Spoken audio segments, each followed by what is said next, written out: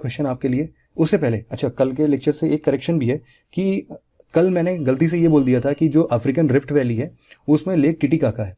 अब lake Titicaca जो है वो एक्चुअल में वो टंग स्लिप ऑफ टंग हो जाता है ना, लेक टिटिकाका है। और आपके लिए क्वेश्चन आता है, लेक टिटिकाका मैंने बता तो दिया कि वो साउथ अमेरिका के इस वाले जगह पर है, आप इसको बहुत ध्यान से देख सकते हो।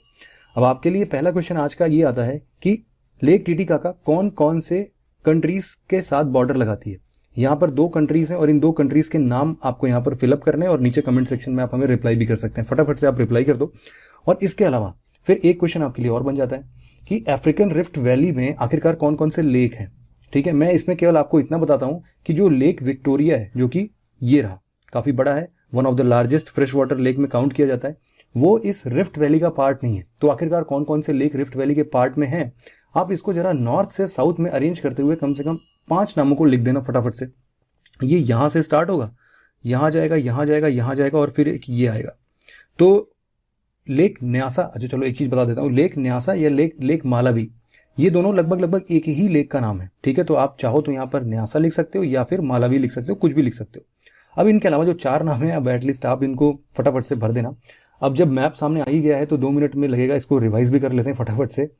देखो यहां पर सबसे पहले हमें क्या क्या चीजें पता होनी चाहिए कि एक तो अमेजॉन फॉरेस्ट है, बहुत ही बड़ा फॉरेस्ट, ये लगभग इस वाले रीजन में फैला हुआ है। ठीक, अब इसके रिलेटेड कुछ ट्रॉपिकल ग्रासलैंड्स हमें देखने, मतलब हमें पता होने चाहिए। एक तो हमारे यहाँ पर ये ट्रॉपिकल ग्रासलैंड जो कि इक्वेटर के ऊपर है। इक्वेटर कहाँ से गुजरता है पता है आपको? अमेजन का जहां पर ये माउथ है, ये रहा हमारा इक्वेटर। बहुत ही आसान है इसको पहचानना कि इक्वेटर कहाँ से, अमेजन के माउथ से। तो इस अमेजन के माउथ के ऊपर, मतलब ये जो लाइन खींच रही है, ये इक्वेटर हो गया हमारा, 0 डिग्री लैटिट्यूड हो गया। इसके ऊपर हमारा जो ट्रॉपिकल ग्रासलैंड है उसको लानोस बोलते हैं, उसके नीचे वाले को कंपोज बोलते हैं। और यहाँ पर एक टेम्परेट मिलता है जिसको हम लोग क्या नाम देते हैं, पंपास, ये लिखा हुआ है। इसके अलावा एक इंपॉर्टेंट माउंटेन रेंज जो है साउथ अमेरिका का, वो है एंडीज माउंटेन, जो कि मोस्ट ऑफ द पोर्शन जो है इसका वो चिली कंट्री में आता है। चिली कंट्री यहाँ पर है, और कुछ पोर्शन ऑफ अर्जेंटीना, ये अर्जेंटीना इधर होगा। इसके अलावा कुछ छोटे छोटे कंट्रीज हैं यहाँ पर, आपको उसके बॉर्डर पॉलिटिकल मैप में देखने पड़ेंगे। इसके अलावा कुछ और इंपॉर्टेंट अगर टर्म्स मुझे दिखते हैं यहाँ पर, तो एक ब्राजीलियन हाईलैंड्स आप देख लो। इस पूरे अमेजॉन फॉरेस्ट के पास में अमेजॉन बेसिन है, ये तो बहुत ईजी होगा आपको पढ़ने के लिए। और लेक टिटिकाका हमने पढ़ ही लिया यहाँ पर। और यहाँ पर एक ग्रैंड चाको, यहाँ पर आप इसको मार्क कर सकते हो, बोलिवियन प्लेटू को मार्क कर सकते हो। और यहाँ पर कुछ डिजर्ट्स हैं जैसे कि पेटागोनिया डिजर्ट। ठीक है, इतनी चीजें। अब यहाँ पर एक स्ट्रेट ऑफ मैगेलन है जो कि आपको पता होना चाहिए, यहाँ पर है। और ये जो आप देख रहे हो ये आइलैंड, ये नाम है इसका फाकलैंड आइलैंड। तो आपको पता ही है कि यहाँ से फाकलैंड करंट भी आता है बाहर। और अफ्रीका की अगर बात करें तो यहाँ पर आता है सहारा डिजर्ट। सहारा डिजर्ट के जस्ट नीचे ये वाला रीजन जो हमारा क्या होगा, ट्रॉपिकल रीजन होगा, यहाँ पर मिलते हैं हमें सवानास। ठीक, एटलस माउंटेन हमें पता होना चाहिए कि मोरक्को यहाँ पर एक कंट्री है, वहां पर मिलती है। कुछ और कंट्रीज है जिसको हम लोग MATLE मत ले, इससे याद कर सकते हैं। यह है मोरक्को, अल्जेरिया, ट्यूनीशिया, लीबिया और इजिप्ट। ठीक है, इसके बाद यहाँ पर जो आपके लेक्स वगैरह हैं वो आपको याद रखना ही है। 2 रिवर्स अब स्पेसिफिकली यहाँ पर याद कर सकते हो। एक तो कॉन्गो रिवर बेसिन है, ये रहा। कॉन्गो रिवर बेसिन की खासियत क्या है, इक्वेटर यहाँ पर कहाँ से गुजरता है? अरे ये दोनों मैप एक साथ सीधे में नहीं है, आप ये नहीं कि इक्वेटर ऐसे मिला देना। इक्वेटर जो है यहाँ का इधर से गुजरता है, कुछ ऐसे। तो इक्वेटर यहां से गुजर रहा है, तो Congo is one of those river जो कि इक्वेटर को 2 बार कट करता है। इसी तरीके से एक और रिवर है जो कि ट्रॉपिक ऑफ कैप्रिकॉर्न को 2 बार कट करता है, और उसका नाम मैं आपसे जानना चाहूंगा, फटाफट से बता दो आप क्या है। ये है लिम्पोपो रिवर। ठीक, और यहां पर कुछ कटंगा प्लेट्यू आप यहां पर बता सकते हो, और एक न्यूबियन डिजर्ट है यहाँ पर, एक कालाहारी डिजर्ट यहाँ पर है। इसके अलावा 2 और रिवर्स के नाम, या फिर एक और एटलीस्ट एक रिवर आप याद रखना कि जहां पर ये लिम्पोपो रिवर है वहीं पर एक ऑरेंज रिवर भी बहती है। ठीक, और यहाँ का एक और टेम्परेट ग्रासलैंड है जिसको हम लोग नाम देते हैं वेल्ट। क्या नाम है? VELDT। ये एक्चुअल में फील्ड का एक दूसरा फॉर्म है, फील्ड ही बोलते हैं। और यहाँ का जो फील्ड है, बिल्कुल ग्रासी एरियाज होते हैं यहाँ पर, इनको ही देते हैं। तो इतनी बातें हमने कर ली फटाफट से। चलो ठीक है, अब अपने क्वेश्चंस पर आते हैं। किसी ने ये भी कमेंट किया था कि सर हो सकता है कि हम थोड़े ज्यादा नंबर ऑफ क्वेश्चंस अटेंड कर लें। देखो PYQs में जितने क्वेश्चन उस टॉपिक के रहेंगे उतने ही तो हम डिस्कस करेंगे ना, उससे ज्यादा हम कैसे डिस्कस कर सकते हैं। ठीक है, तो इस बात का आप भी ख्याल रखना इस चीज का। सबसे पहला क्वेश्चन आज का है कि ड्यू ड्रॉप्स जो होते हैं वो क्लाउडी नाइट में ही क्यों फॉर्म होते हैं? ड्यू ड्रॉप्स आपको पता है, जो ओस की बूंदें सुबह सुबह ठंडी हुए टाइम में लगती हैं, या फिर ड्यू ड्रॉप्स को हम लोग बोलते हैं कि क्लाउडी नाइट के टाइम पर नहीं दिखता है। जिस दिन खूब सारा बादल हमारे आकाश में होगा उस दिन हमें ऐसे ओस भरी बूंदें नहीं दिखती हैं। क्यों? इसका एक रीजन है। देखो, ड्यू ड्रॉप्स का सबसे जो एक बेसिक फैक्टर है, कॉज है जो इसके पीछे है, वो है टेम्परेचर। टेम्परेचर जिस दिन सरफेस का काफी कम होगा उस दिन ड्यू ड्रॉप्स बनने की चांसेस बढ़ जाएंगे। तो ऑब्वियसली बात है, हमारा कॉमन सेंस यही बताता है।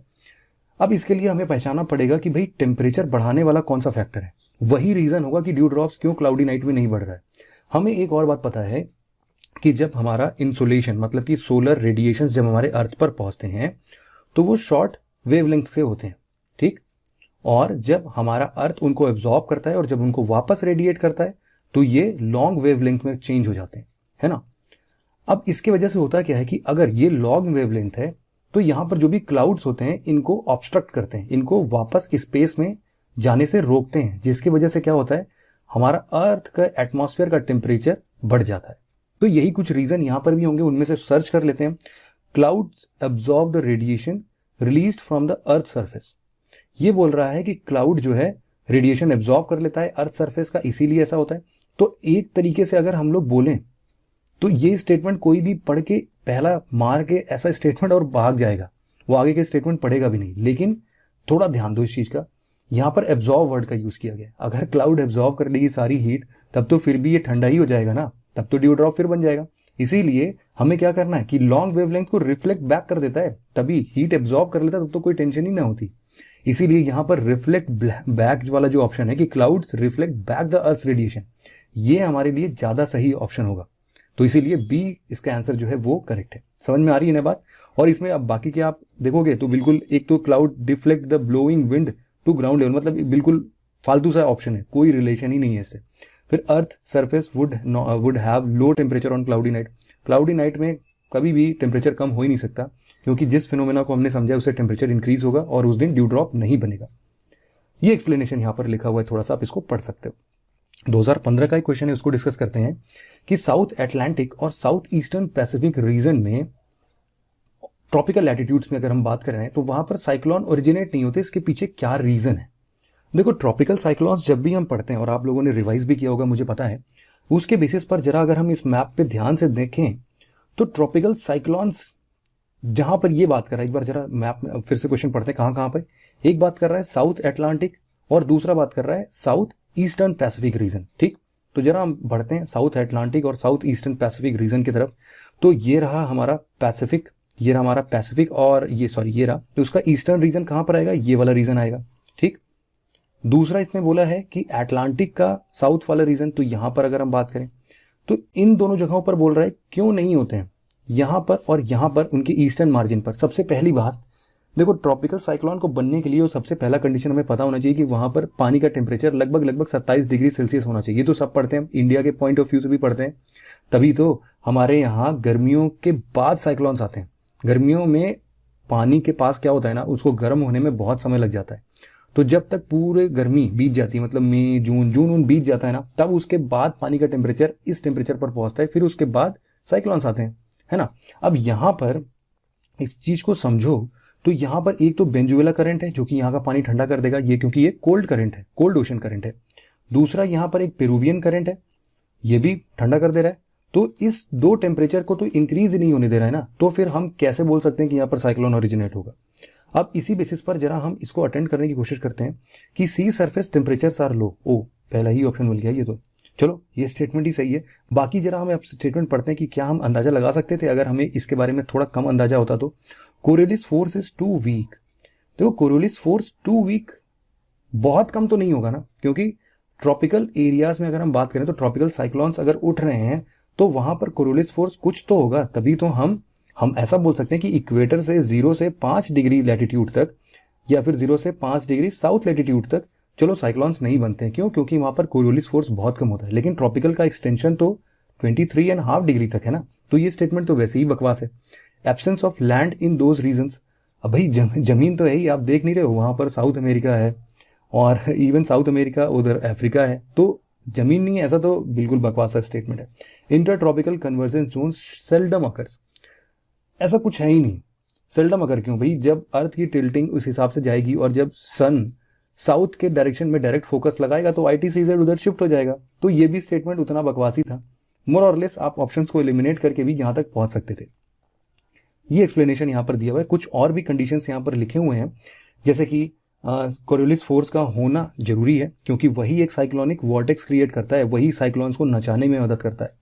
इसके अलावा हमारे पास एक वर्टिकल विंड स्पीड होनी चाहिए और थोड़ा वेरिएशन होना चाहिए। अगर वर्टिकल विंड स्पीड में बहुत ज्यादा वेरिएशन आ रहा है तो डिस्टर्बेंस आएगा, क्रिएट होगा और उससे भी साइक्लोन्स फॉर्म नहीं होते हैं।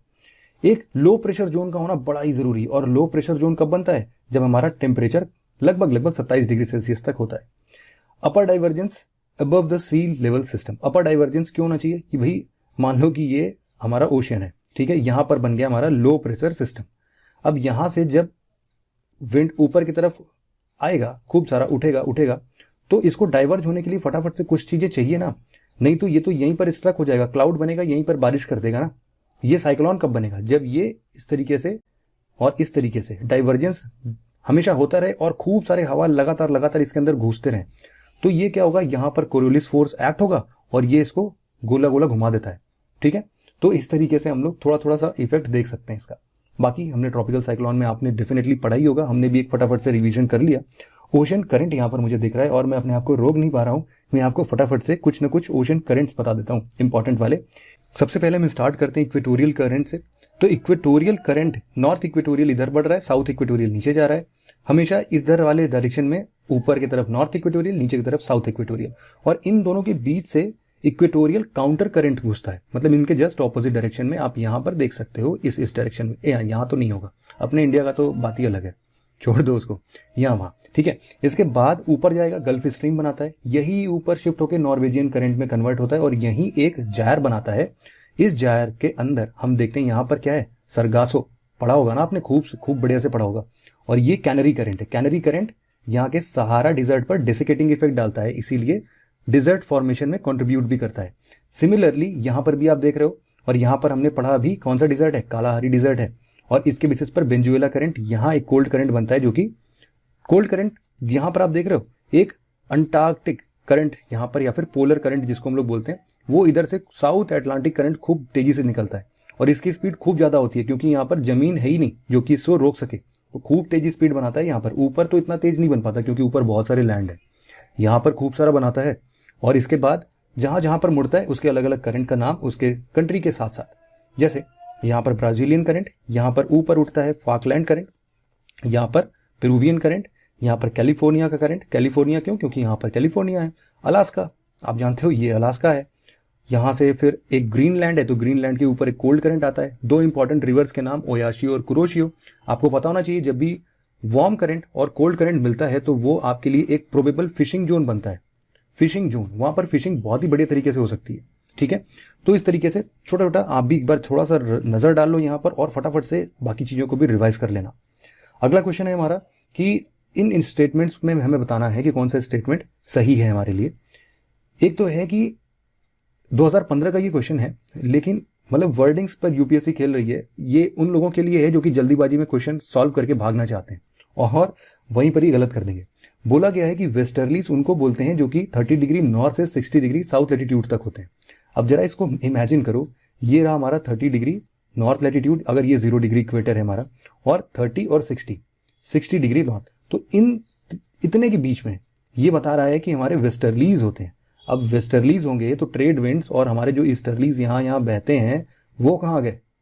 तो ये स्टेटमेंट तो डेफिनेटली गलत उसके लिए। और जो जल्दीबाजी में क्यों बोल रहा हूं, अगर यहां पर किसी ने बोला कि अच्छा 30 से 60 के बीच में, हाँ यही है, क्योंकि 30 से 60 ऊपर और 30 से 60 नीचे, इन डायरेक्शंस में वेस्टर्लीज चलते हैं, ठीक।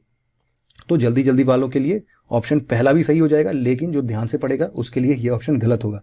और जैसे ही ऑप्शन गलत होगा तो हम कौन कौन से ऑप्शन से एलिमिनेट कर सकते हैं, ये और ये ऑप्शन एलिमिनेट कर सकते हैं। दूसरा स्टेटमेंट पढ़ लेते हैं कि इसने बोला है कि जो हमारा मॉइस्ट एयर मास होता है वो ठंड में विंटर के टाइम पर ठंड में बारिश कराता है।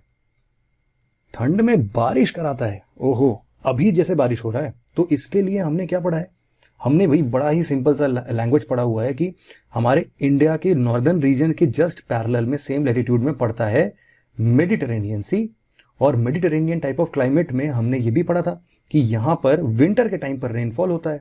यही तो स्पेशलिटी थी मेडिटेरेनियन टाइप ऑफ क्लाइमेट की। और इसके ऊपर हमने पढ़ा जेट स्ट्रीम्स चलते हैं। ये जेट स्ट्रीम्स हमारे इंडिया के नदर्न रीजन से होकर भी गुजरते हैं, तो यहाँ के डिस्टर्बेंसेस को ये कैरी करते हैं और यहाँ पर ये डाउनपोर करते हैं। किसके फॉर्म में? रेनफॉल के फॉर्म में। इसीलिए ठंड में हमारे यहाँ भी नदर्न रीजन में थोड़ी बारिश होती है, और अभी इसका एग्जाम्पल हमने देख लिया। अब तो लगता है कि ऐसे बारिश और बर्फबारी हुई है ना इस बार, देख के लगता है कि ज्योग्राफी को हमें बदलना पड़ेगा, थोड़ा और जानने की जरूरत है ना। इस तरीके से आप देख सकते हो। फटाफट से हम ये भी रिवाइज कर लेते हैं कि हमारे पास कौन कौन से ट्रेड विंड्स होते हैं। जैसे कि हमें ईस्टर्लीज का पता है कि ये इस डायरेक्शन में चलती हैं और नीचे से इस डायरेक्शन में चलती हैं। और यहाँ पर बनता है सबसे पहला सेल जिसको हम लोग बोलते हैं हेडली सेल। इसके ऊपर वेस्टर्लीज चलती हैं और वेस्टर्लीज का जो 30 से 60 के बीच में बनता है यहाँ ऊपर, और 30 से 60 के बीच में बनता है नीचे, दोनों को वेस्टर्लीज बोलते हैं। और इनको हम लोग बोलते हैं कौन सा सेल? फैरल सेल बोलते हैं इसको। ठीक, फैरल सेल हो गया, ये हेडली सेल हो गया, और उसके ऊपर वाला जो सेल होगा उसको पोलर सेल बोलते हैं। ठीक है, ये सारी चीजें आपको बिल्कुल बढ़िया से पता है। इंटर ट्रॉपिकल कन्वर्जेंस जोन क्या होता है?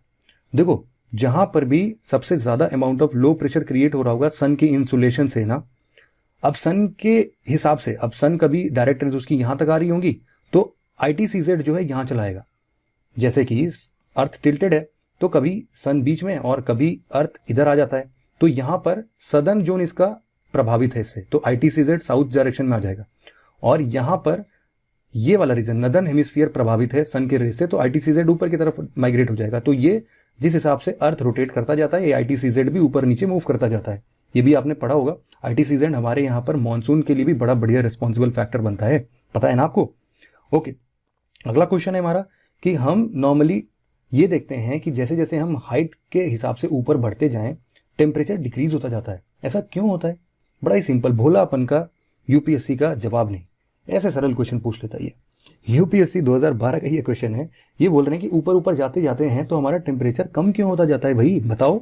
पहला स्टेटमेंट इन्होंने दिया है कि जैसे जैसे हम ऊपर जाते हैं हमारा एटमॉस्फेयर जो है वो ऊपर के डायरेक्शन में अर्थ के सरफेस के द्वारा हीट नहीं हो पाता है। तो इस भोलेपन का सबूत पहले स्टेटमेंट में बिल्कुल साफ झलक रहा है। ये स्टेटमेंट हमें लगता है कि सही है क्योंकि हमने अभी पढ़ा ना। अच्छा, आपको पता है कि जो एटमॉस्फेयर हमारे अर्थ के सरफेस का है वो हीट क्यों होता है? हीट इसलिए होता है ना, वो सन के हिसाब से हीट नहीं होता है, बल्कि ये तो शॉर्ट वेव लेंथ्स के होते हैं। जब अर्थ ये हीट एब्जॉर्ब कर लेता है और रात के टाइम पर इनको रिफ्लेक्ट करता है ना, तो इस रिफ्लेक्शन के कारण हमारा एटमॉस्फेयर गर्म हो जाता है।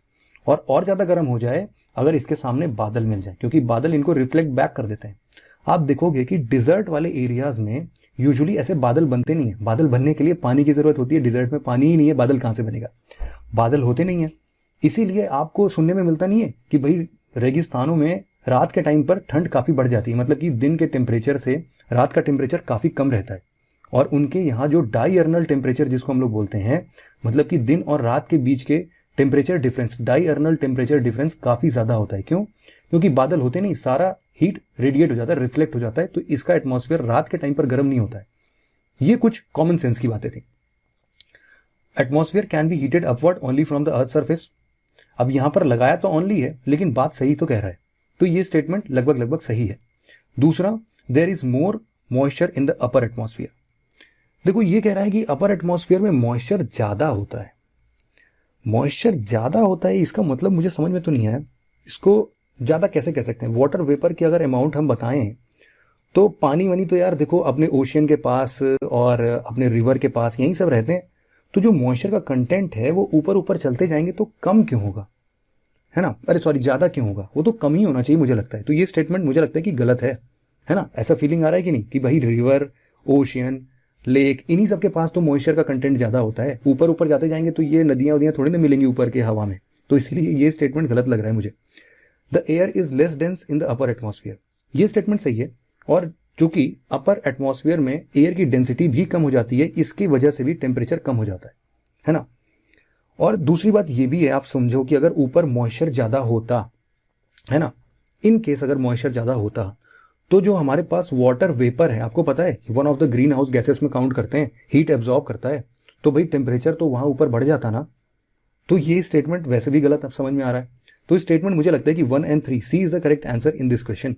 ठीक है, और यहां पर कुछ और वेरिएशंस दिए हुए हैं कि टेम्परेचर डिस्ट्रीब्यूशन क्यों है। यहां पर मैं आंसर लिखना भूल गया हूं, सी कर लेना आप इसके आंसर को। और यहाँ पर कौन कौन से और फैक्टर्स हैं जो कि टेम्परेचर डिस्ट्रीब्यूशन को समझाते हैं। एक तो हमारा अर्थ का इंसुलेशन कितना आता है, ठीक है। दूसरा फैक्टर, सूरज के किरणें आती तो हैं, मतलब डायरेक्ट रेज आती हैं कि स्लैंट रेज आती हैं। और दूसरी बात, कितने देर तक के लिए आती हैं। बहुत बार ठंडियों में हम देखते हैं ना कि दिन का टाइम कम हो जाता है, तो उसके बेसिस पर भी टेम्परेचर वेरिएशन आएगा कि नहीं आएगा। दूसरा, लैंड और सी डिफरेंशियल। हमें पता है कि पानी जो है वो देर से गर्म होता है, देर से ठंडा होता है, लेकिन जमीन जो होता है वो जल्दी गर्म जल्दी ठंडा हो जाता है, इसीलिए यहाँ पर भी डिफरेंसेस से आएगा। वहां पर छोटे छोटे प्रिवेलिंग विंड्स या फिर लोकल विंड्स या फिर परमानेंट विंड का भी फर्क पड़ सकता है कि अगर ओशन के पास वाला जगह है तो हो सकता है कि ओशन से ठंडा ठंडा हवा जमीन पर पहुंच जाए और यहाँ का टेम्परेचर कम कर दे। टेम्परेचर वेरिएशन ऐसे भी देखने को मिलेंगे। प्लस ओशन करंट, हमने देखा ये अभी लास्ट स्लाइड्स में कि ओशन करंट कोल्ड है कि वार्म है उसका भी इफेक्ट पड़ता है। एल्टीट्यूड का डेफिनेटली इफेक्ट पड़ता है, और हम वर्टिकल वेरिएशंस में ही इसको पढ़ रहे थे। वर्टिकल वेरिएशंस के अलावा अगर हम हॉरिजॉन्टल डिस्ट्रीब्यूशन की भी यहाँ पर बात कर रहे हैं, यहाँ पर देखो स्लोप का भी बहुत बड़ा फर्क पड़ता है। स्लोप कैसे कि अगर जैसे हमारा हिमालयाज है, हिमालयाज हमारा कहाँ से कहाँ फैला हुआ है, वेस्ट से ईस्ट डायरेक्शन में रफली है। तो ट्रॉपिकल रीजन या फिर ट्रॉपिकल कंट्रीज के आसपास जब हम इस चीज को बताते हैं, और हिमालयाज का जो भी एल्टीट्यूड है आप बोल सकते हो कि लगभग लगभग यहाँ पर है कहीं पर, तो सूरज की जो भी किरणें पड़ेंगी वो तो उसके साउथ स्लोप पर पड़ेंगी ना, कि नॉर्थ स्लोप पर पड़ेंगी कभी, तो नॉर्थ स्लोप थोड़ा ठंडा हो जाएगा, साउथ स्लोप थोड़ा गर्म रहेगा। तो ये सारे फैक्टर्स भी हैं टेम्परेचर के डिस्ट्रीब्यूशन के लिए जो कि आपको पता होना चाहिए। फिर अगला क्वेश्चन 2014 यूपीएससी का है, और इसमें फिर से एक भोला भाला क्वेश्चन आ गया हमारे सामने कि भाई वेस्टर्लीज जो होते हैं वो सदर्न हेमिस्फीयर में मजबूत होते हैं, ज्यादा तेजी तक रहते हैं, क्यों। अब भी हमने पढ़ा है कि जमीन वमीन उधर होती नहीं है और एकदम सरसराते हुए वो ओशन करंट निकल जाता है, तो यही बात तो हवाओं के लिए भी होगा, और इसीलिए तो वेस्टर्लीज करंट उन्हीं लैटिट्यूड्स में तो बनती हैं। इसीलिए हम लोग अलग अलग नाम नहीं देते हैं, कौन कौन से, फ्यूरियस 50s, श्रीकिंग 60s, ऐसे देते हैं ना हम लोग, तो वो नाम वेस्टर्लीज के कहाँ होते हैं, नीचे सदर्न साइड वाले होते हैं, ठीक है। तो अब हम पढ़ते हैं क्यों। पहला स्टेटमेंट ये बोलता है कि भाई देखो जो सदर्न हेमिस्फीयर है उसके पास लैंड मास कम है नॉर्दर्न हेमिस्फीयर से कंपेयर करेंगे तो। अब ये भोला भाला क्वेश्चन और भोला भाला आंसर बिल्कुल सही बोल रहा है ये। दूसरा स्टेटमेंट हम देखते हैं कि Coriolis force is higher in the southern hemisphere as compared to the northern hemisphere. अब यहां पर थोड़ी बेवकूफी कर दी। बेवकूफी इसलिए कि भाई हमारा अर्थ का शेप जो है वो है जियोइड, और जब अर्थ टिल्टेड होके जब रोटेट करता है तो हम ऐसा कब बोलेंगे कि भाई ऐसा तो है नहीं कि नॉर्थ हेमिस्फीयर की जो स्पीड है वो साउथ हेमिस्फीयर के स्पीड से थोड़ी ज्यादा हो जाए या कम हो जाए, ऐसा तो होगा नहीं, पूरा अर्थ एक साथ घूमता है ना। तो कोरियोलिस फोर्स को हम नॉर्दर्न हेमिस्फीयर या सदर्न हेमिस्फीयर में कैसे डिफाइन कर सकते हैं कि ये अलग अलग तरीके से बिहेव करेंगे। डायरेक्शन अलग होगा वो मैं समझता हूं कि यहां पर जब भी होता है तो वो राइट डिफ्लेक्ट होता है, और यहां पर वो अपने लेफ्ट डिफ्लेक्ट होता है, तो इस वे में तो ये वेरिएशंस रहेंगे, लेकिन स्पीड में ना, ये बात तो गलत कह दी इसने, इसीलिए ये स्टेटमेंट गलत हो जाएगा। Only one will be the correct answer, ठीक है। 2014 यूपीएससी बड़ा ही आसान क्वेश्चन पूछता है, और इसके लिए यहां पर एक्सप्लेनेशन तो मैंने दिया ही हुआ है।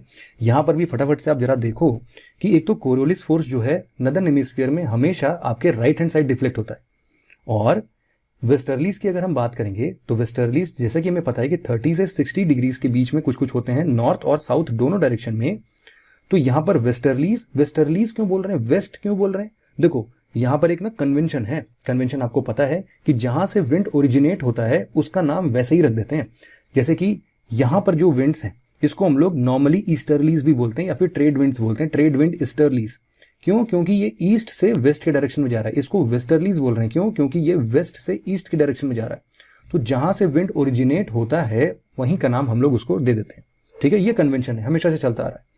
कोरियोलिस फोर्स नॉर्थ और साउथ हेमिस्फीयर में कभी भी डिफरेंट नहीं होगा, ये बात भी समझ में आई गई होगी मुझे लगता है। कोरियोलिस फोर्स क्यों लगता है पता है, मैं आपको एक फटाफट से एग्जांपल देते हुए समझाता हूं।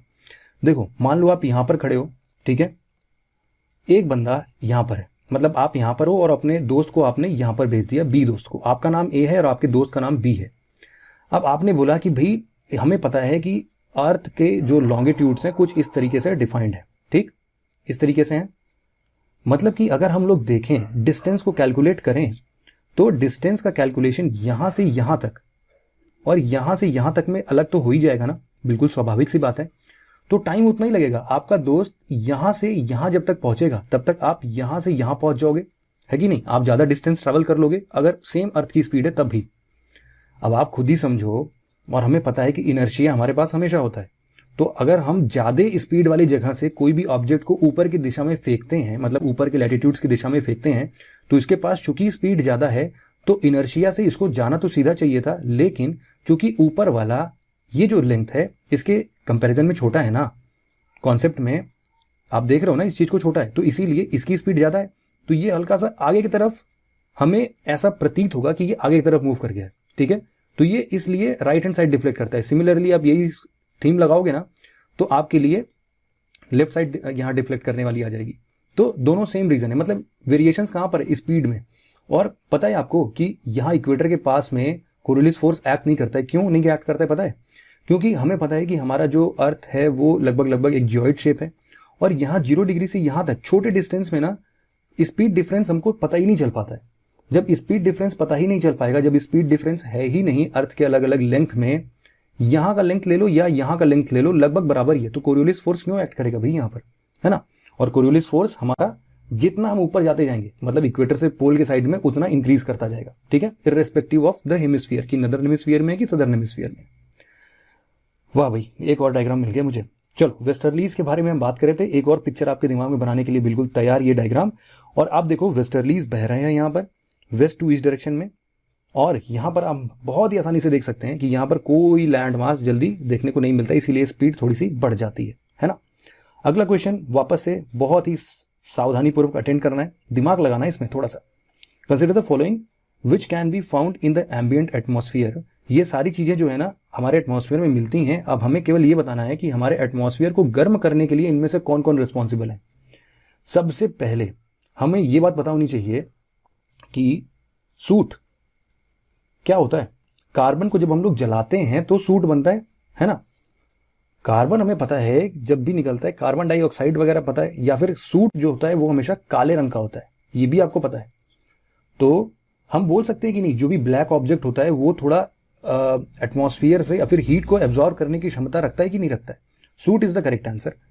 तो ये भी हो सकता है, ये भी हो सकता है ना। अब बचता है second option, definitely sulphur hexafluoride SF6, ये एकदम बढ़िया सही है, हमने पढ़ा है। वाटर वेपर को भी हमने पढ़ा है कि भाई ग्रीन हाउस गैसेस में one of the prominent gases में वाटर वेपर भी काउंट होता है। अब जब वाटर वेपर काउंट होता है तो ऑब्वियसली एटमॉस्फेयर को हीट करने में काम आएगा ना, है कि नहीं। चलो, अब इसके बेसिस पर अब आपसे मैं दूसरा क्वेश्चन पूछता हूं। अब हमें पता तो चल गया भाई ये तीनों ही सही स्टेटमेंट है, D is the correct answer. ये 2010 का है, थोड़ा इजी क्वेश्चन भी हो गया आप सबके लिए। अब मैं आपसे पूछता हूं ये कि ग्रीन हाउस गैस आखिरकार कौन से हैं, और स्पेसिफिकली आपको बताना है ग्रीन हाउस गैसेस यूं तो बहुत हैं, लेकिन क्योटो प्रोटोकॉल ने कुछ 6 ग्रीन हाउस गैसेस को आइडेंटिफाई किया है। ये सबसे प्रोमिनेंट पोजीशन लेते हैं ग्रीन हाउस गैस इफेक्ट के लिए। आपको उन 6 नाम यहां पर फटाफट से लिख देने हैं। अगर यहां पर आप तुरंत अपने स्क्रीन पर नहीं लिख पा रहे हैं तो इसके लिए आप नीचे कमेंट सेक्शन में भी लिख सकते हैं, ठीक है, कोई इशू नहीं है। आप कमेंट सेक्शन में फटाफट से हमें बता दो, ओके। फिर 2011 का क्वेश्चन आता है कि भैया अब आप बताओ कि अर्थ का एटमॉस्फेयर, आइनोस्फीयर जिसको हम लोग बोलते हैं, वहां पर रेडियो कम्युनिकेशन कैसे पॉसिबल हो पाता है। बहुत ही बढ़िया क्वेश्चन है। अब हमें पता चलना चाहिए कि भाई हमें एक बात तो पता होना चाहिए कि जो हमारा आयनोस्फीयर है उसका नाम क्यों पड़ा है, क्योंकि यहां पर मिलते हैं आयंस। नाम से ही पता चल रहा है कि आयनोस्फीयर में क्या मिलेंगे, आयंस मिलेंगे, ठीक। दूसरी बात, ओजोन लेयर कहां पर होता है पता है आपको। ये बच्चा जानता है, गली गली में किसी से भी पकड़ के पूछोगे उसको ना कि भाई बताओ ओजोन लेयर कहां पता है, तुरंत बताएगा स्ट्रेटोस्फीयर में मिलता है, ठीक। तो स्ट्रेटोस्फीयर में मिलने के बाद इसमें पहला स्टेटमेंट पढ़ना जरा कि the presence of ozone causes the reflection of radio waves to earth. तो बच्चा जब ये जानता है कि ओजोन लेयर स्ट्रेटोस्फीयर में मिलता है तो आयनोस्फीयर में ओजोन लेयर की बात क्यों कर रहा है एग्जामिनर क्या यहां पर बेवकूफ है? नहीं, वो जानना चाहता है कि बच्चे को जो बात पता है वो आपको भी पता है कि नहीं, ठीक है। तो इसके लिए ये स्टेटमेंट हो जाता है गलत। अब जरा सेकंड स्टेटमेंट पढ़ते हैं हम। Radio waves are very long wavelength. देखो बात तो सही है, और इसमें मुझे लगता है कि अब हर बार तो एलिमिनेशन टेक्निक नहीं ले सकता है। आप लोग को भी थोड़ा अंदाजा होना चाहिए कि चीजें, मतलब एक बेसिक नॉलेज होना चाहिए। हम पूरा एलिमिनेशन के भरोसे ही चले गए, फिर तो आप बोलोगे कि सर अब तो मेरा कॉमन सेंस बहुत तेज हो गया है, अब मुझे पढ़ने की जरूरत नहीं है, मैं सारे क्वेश्चन लगा लूंगा वैसे ही। तो यहाँ पर उतना नहीं है, हाँ, लेकिन ये जरूर है कि आपको थोड़ी बहुत इंफॉर्मेशन होनी चाहिए, जैसे कि आपको वेवलेंथ वाला जो स्पेक्ट्रम है वो याद होना चाहिए। तो यहाँ पर radio waves have very long wavelength. यहाँ पर देखो बात सही कह रहा है, लेकिन प्रॉब्लम ये है ना कि ये इससे कहीं पर भी रिलेटेड नहीं है। मतलब बात वेव्स की नहीं हो रही है, बात आयनोस्फीयर की हो रही है। ठीक, तो आयनोस्फीयर में आयंस होते हैं, ये एक पर्टिकुलर रीजन है, ना कि रेडियो वेव्स के लॉन्ग वेवलेंथ एक रीजन बनाते हैं इस स्टेटमेंट के हिसाब से। ठीक है, तो इसीलिए ये स्टेटमेंट भी गलत होगा। हालांकि मैं आपको एक बार इमेज दिखा देता हूं, यहां पर देखो, ये रहा हमारा वेवलेंथ।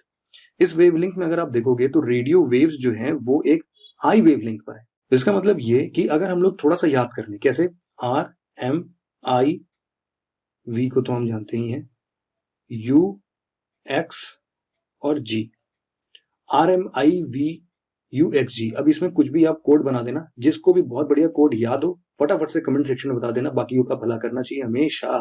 ठीक है, तो इसीलिए जिसको इसका कोड याद हो, याद रखना कि ये सीरीज हमेशा वेव लेंथ के डिक्रीजिंग ऑर्डर में लगाई गई है। मतलब सबसे ज्यादा किसका होगा, रेडियो वेव्स का होगा, फिर हमारा माइक्रोवेव आएगा, फिर हमारा इंफ्रारेड आएगा, फिर हमारा विजिबल रेंज आता है, फिर अल्ट्रावायलेट, एक्सरेज और गामा रेज। ठीक, तो इस तरीके से जरा डिक्रीजिंग ऑर्डर के वेवलेंथ। और याद रखना, अच्छा एक चीज और भी समझते रहो इस चीज को, कि जैसे गामा रेज है, गामा रेज आप देखते हो कि बड़ा खतरनाक रेज माना जाता है, दीवार के मतलब पार हो सकता है, किसी एक थिक मेटल शीट है वहां से भी पार हो सकता है। तो इस तरीके के जो रेज होते हैं ना, इनकी फ्रीक्वेंसी बहुत तेज होती है। इसीलिए आपने वो देखा है द फ्लैश सीरीज जो आती है, उसमें जब इतना तेज से वो वाइब्रेट करता है कि वो किसी के भी आर पार निकल जाता है। और ऑब्वियसली जितना हार्ड सब्सटेंस होता है उसकी फ्रीक्वेंसी उतनी ज्यादा होती है। तो इस तरीके से भी पता लगा सकते हैं, चूंकि फ्रीक्वेंसी और वेव लेंथ जो है ना आपस में इनवर्सली रिलेटेड है। तो इस साइड में अगर हम जाएंगे तो फ्रीक्वेंसी खूब तेजी से बढ़ती जाएगी और वेवलेंथ खूब तेजी से घटता जाएगा। सेम यही इलेक्ट्रोमैग्नेटिक स्पेक्ट्रम का कॉन्सेप्ट है। आप जरा फटाफट से इसको समझ लेना। यहाँ पर रेडियो वेव्स में आप बोल सकते हो कि यहाँ पर रेडियो जो हम सुनते हैं वो, फिर इसको एफएम रेडियो, माइक्रोवेव, ओवन, इन सब से जो रेडिएशंस निकलते हैं वो यहाँ पर आएंगे माइक्रोवेव वाले। फिर इस तरीके से यहाँ पर मतलब ये ऑप्शन, यहाँ पर एग्जांपल्स भी दिए हुए हैं, थोड़ा सा इसको पॉज करके इनको समझो, अपने इमेज को, इस इमेज को दिमाग में बैठाने की कोशिश करो।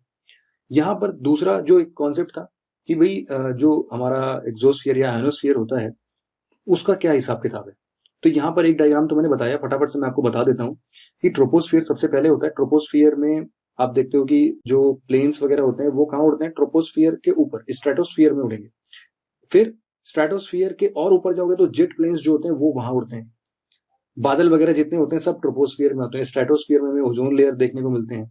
इसके बाद एक और आपको आंसर दे सकते हो तो अगर आप दे दो, एक होता है मिटियोराइट, एक होता है मिटियोर्स और एक होता है मिटियोराइड।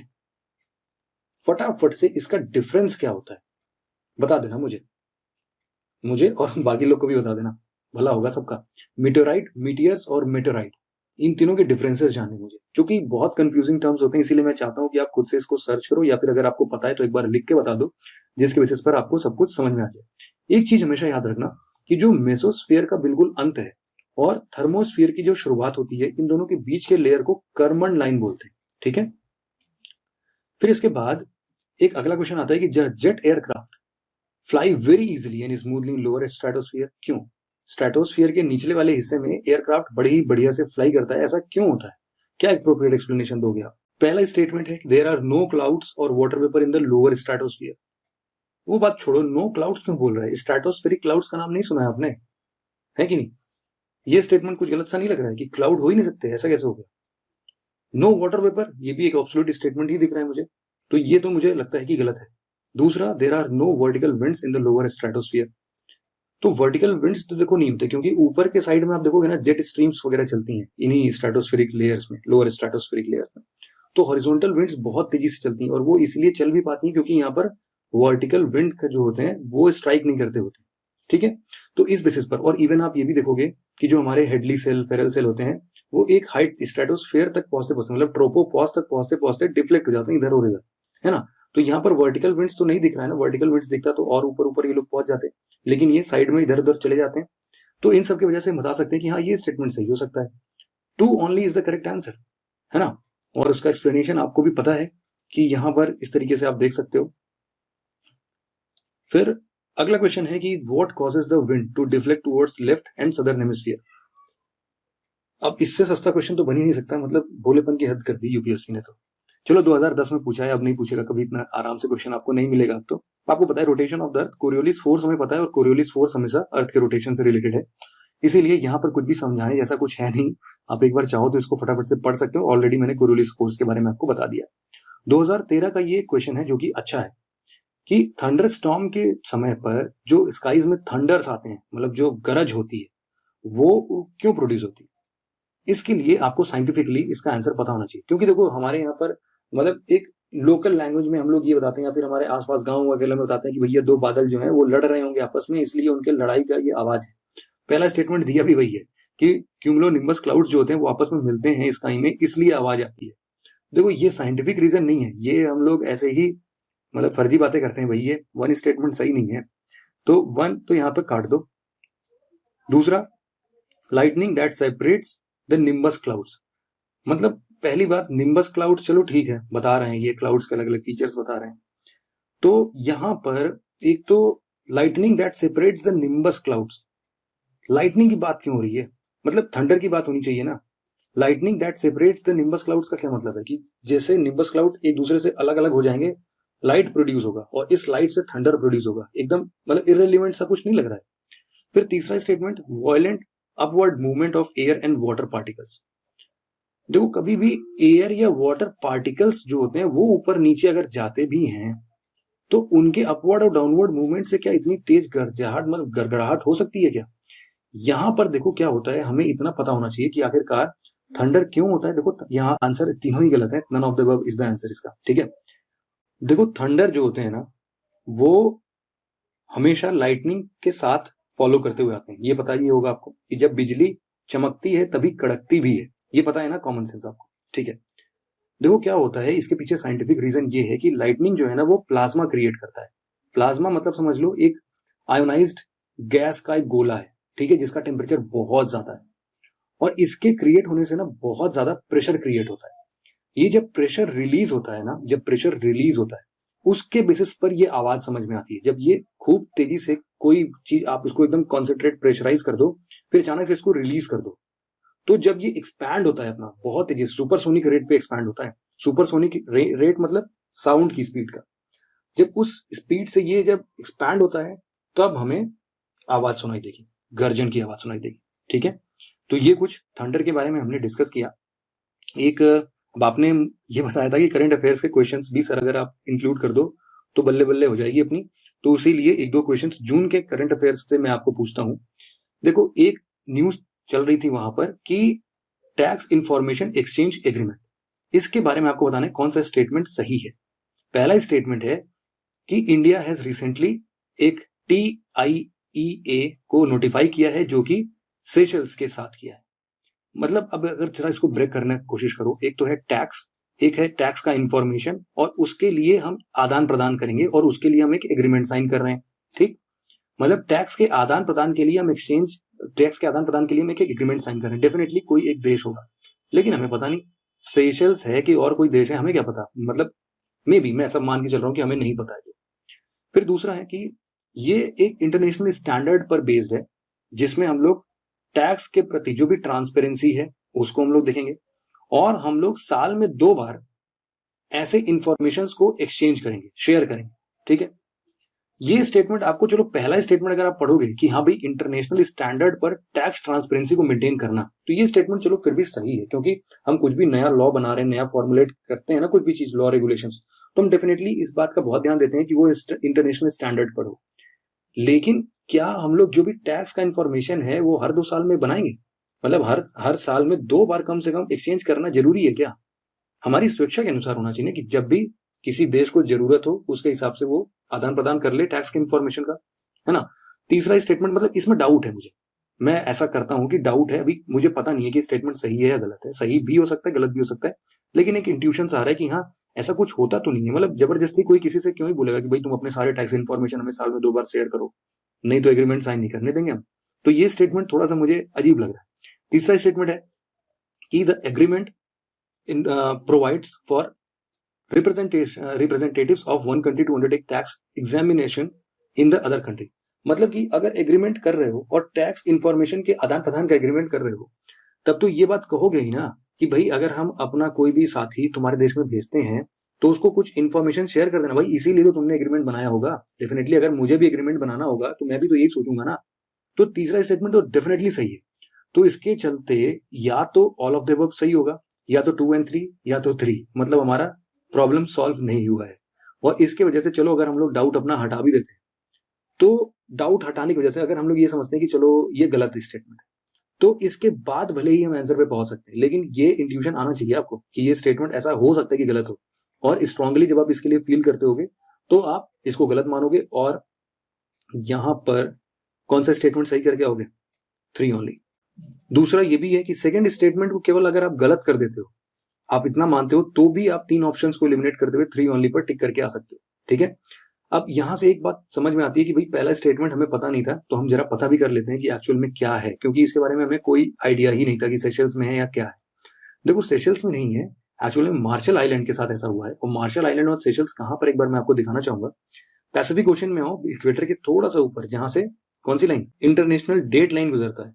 अब मुझे आपको ये कमेंट करके बताना है कि जो इंटरनेशनल डेट लाइन है वो मार्शल आइलैंड के राइट में है या फिर उसके लेफ्ट में है। इसके ऊपर से नहीं है, इतना मुझे पता है। ठीक है, आप जरा ध्यान देखो और इसको बताओ कि मार्शल आइलैंड एक्चुअल में वन ऑफ दोज आइलैंड्स में काउंट होता है जो कि इंटरनेशनल डेट लाइन को आड़ा तिरछा बनाता है। ठीक है, तो आड़ा तिरछा बनाते समय आपको ये बताना है कि मार्शल आइलैंड के रेस्पेक्ट में जो इंटरनेशनल डेट लाइन है ये इससे लेफ्ट में है या इसके राइट में। ठीक है, ये इंफॉर्मेशन मुझे दे देना। और इसके बाद आप जरा ये एक्सप्लेनेशन को भी पढ़ देना कि ये आखिरकार टैक्स इंफॉर्मेशन एक्सचेंज एग्रीमेंट क्या है, मार्शल आइलैंड के साथ साइन हुआ है। इसमें ऐसी कोई बात नहीं है कि 2 बार कंपलसरी है।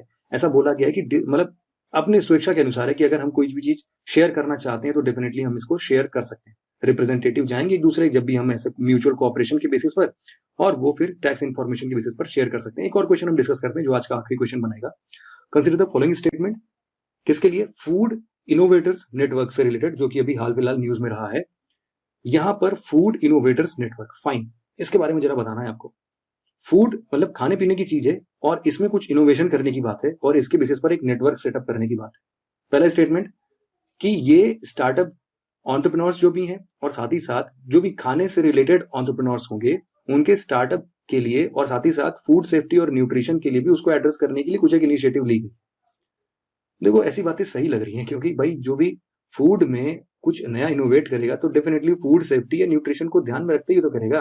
किसी को नुकसान करता हो फूड वैसा बना देगा क्या? उसमें क्या इनोवेशन होगी और वो क्यों बनाएगा ऐसा? ठीक है, पहला स्टेटमेंट सही है, कॉमन सेंस। दूसरा इंफॉर्मेशन बेस्ड, जो कि आपको पता होना चाहिए। फूड इनोवेटर नेटवर्क, इसमें लिखा हुआ है कि ministry of agriculture and farmer welfare और ministry of food processing industry की मिलीभगत है, मतलब ज्वाइंट इनिशिएटिव है। लेकिन देखो ये स्टेटमेंट गलत है। 1 only is the correct answer. क्यों? क्योंकि ये इनिशिएटिव है FSSAI का। ठीक है, food safety and standard authority of India, FSSAI। ये हमारे फूड को न्यूट्रिशियस बनाता है, फूड को सिक्योर बनाता है। ये मार्क लगा होता है तो हमें समझ में आता है कि ये खाना खाने लायक है और नुकसान नहीं होगा। अब आपके लिए होमवर्क ये है कि FSSAI को इस्टेब्लिश कब किया गया था, यहां पर आपको लिखना है ईयर, और यहां पर आपको लिखना है कि आखिरकार कौन से एक्ट से आया था FSSAI। FSSAI अपने आप में एक ऑटोनोमस बॉडी है। ठीक है, तो कौन से एक्ट से बना है FSSAI जरा बता दो, और कौन से ईयर में बना है फटाफट से देख के बता दो। और ये जो स्कीम है ना, फाइन, वो स्टार्टअप इंडिया और डिजिटल इंडिया को ध्यान में रखते हुए बनाया गया। ठीक है, तो बस इतना ही था आज के लेक्चर में। आपने बोला था कि सर मैप वाला वर्क भी कराते चलना, बड़ा ही मजा आएगा उसमें। चलो आपके लिए होमवर्क भी दे दिया मैंने। यहाँ पर आपको आसियान कंट्रीज के सभी कैपिटल को मार्क करना है। याद रहे आसियान कंट्री में 10 कंट्रीज हैं, जिसमें से कुछ मैरीटाइम में मतलब इंडोनेशिया वाले रीजन में होंगे, इधर पैसिफिक ओशन में, कुछ मेन लैंड में होंगे, मतलब कि इंडिया के जस्ट बाजू वाले, कंबोडिया, लाओस, वियतनाम, ये वाले। इनके कैपिटल क्या है उनको मार्क करो, नॉर्थ से साउथ अरेंज करके दिखाओ। इसके बाद आपको बताना है कि जो पोर्ट ब्लेयर है हमारे यहाँ, उससे आसियान के कैपिटल का क्या रिलेशन है और सबसे नियरेस्ट आसियान के कौन के कंट्री का कैपिटल पोर्ट ब्लेयर से लगता है, जरा ये भी मैप में देखना। गल्फ ऑफ टोंकिंग कहां पर है ये मार्क करना, गल्फ ऑफ मर्तबान कहां पर है ये भी मार्क करना। ठीक है, इन 4 चीज को मार्क करो, फटाफट से बता देना मुझे कि सब बढ़िया लग रहा है कि नहीं। अगर इसके अलावा और भी कोई रिकमेंडेशंस आपकी तरफ से आती है, सजेशंस आती है, तो डेफिनेटली मैं उसको भी डिस्कस